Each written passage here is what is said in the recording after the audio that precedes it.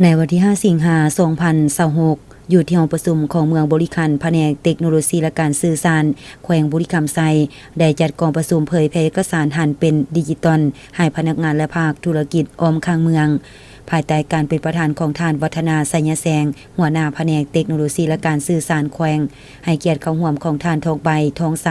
ประธานคณะกรรมการปกครองเมืองมีคณะผู้การกองบัญชาการปกสอ้อมข้างเมืองพร้อมด้วยวิชาการผู้รับผิดชอบเวียกงานไอทีทางภาครัฐเอกชนเข้าร่วม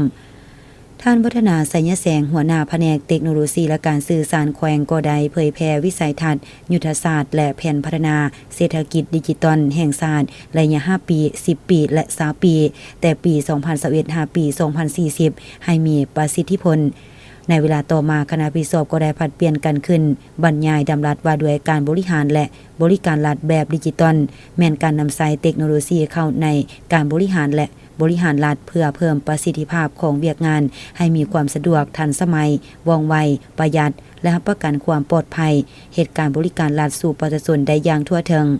เอกสารการพัฒนาทรัพยากรมนุษย์ด้านดิจิตอลและการฝึกอบรมในการนำใช้ระบบสื่อสารแบบ GSAT ให้ได้รับผลดีในที่ประชุมประธานคณะกรรมการปกครองเมืองบริคันได้ให้เกียรติมีความเห็นต่อการเผยแพร่เอกสารการหันเป็นดิจิตอลในครั้งนี้ถือว่าเป็นเวียกหนึ่งที่มีความหมายความสำคัญหลายต่อการนำใช้เทคโนโลยีและการสื่อสารเพื่อสร้างความรู้ความเข้าใจ